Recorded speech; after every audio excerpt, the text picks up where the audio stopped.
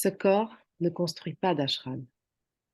Il est un ashram qui s'étend partout et transcende tout, où que vous considériez qu'il se trouve.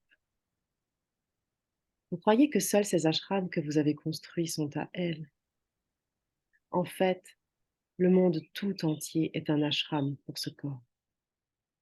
Le second, où est-il?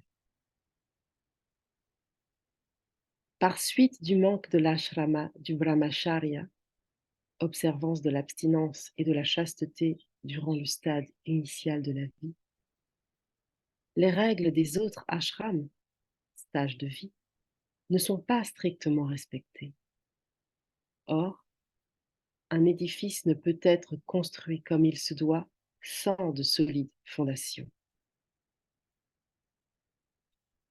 L'ashram est un lieu où il n'y a pas de travail, ashrama. Et en fait, sans Dieu, le travail est partout. Où est le repos? Même dans l'ashrama de Grihastha, la vie de famille, si on rend service avec le sentiment de le servir, alors, alors seulement, cela revient à une vie d'ashram. Vous êtes la mère, vous êtes le père, vous êtes le frère, l'ami, le maître, tout. Là où chaque chose est régie par un principe, c'est là qu'existe véritablement un ashram ou un ashrama, c'est-à-dire un stade de la vie pouvant être vécu tout à fait spirituellement. Aucune question n'est soulevée à propos de l'illimité ou d'illimité. Tout est un et appartient à l'un. Il y a la dualité dans deux.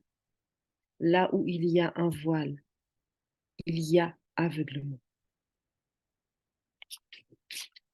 Un temps précieux est en train de passer. Tous les membres des ashrams, filles ou garçons, qui évoluent dans un bel environnement, devraient s'efforcer d'en tirer un enseignement bénéfique. Personne ne sait quand, personne ne sait à qui Dieu accordera l'illumination. C'est pourquoi il est du devoir de l'homme de se vouer à Dieu. Paix, amour, amitié, joie, vérité, endurance et patience. Voilà ce que tous les ashramites devraient posséder. Un brahmacharin peut-il être créé? Un brahmacharin devient ce qu'il est de par lui-même. Nous prenons nos propres samskaras, impressions latentes, avec nous quand nous naissons et quand nous nous engageons dans les actions. Un brahmacharin qui vise à devenir un sadhu devra maintenir une attitude de renoncement. La paresse, la passion, la célébrité, la flatterie sont des obstacles à vraiment éviter.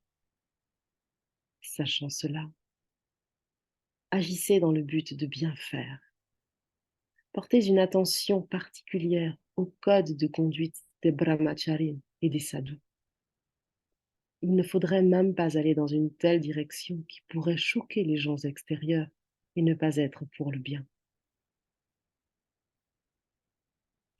Ce que l'on dit être le bonheur familial est transitoire. Il est aussi cause de souffrance. À chaque pas, la souffrance est là. Les obligations doivent être accomplies avec la meilleure efficacité possible sur ce long trajet de patience. Priez toujours pour obtenir la grâce de Dieu. Vous devez être amené à suivre la voie de la vie familiale en tant que chemin de sagesse. Il est difficile de mener une vie spirituelle sans prendre appui sur la vie de famille.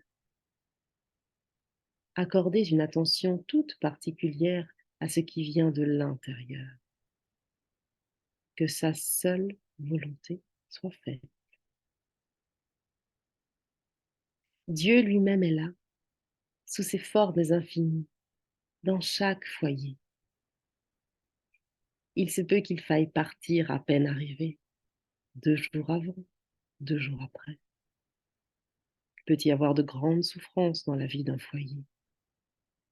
Ces souffrances sont le lot de toutes les familles.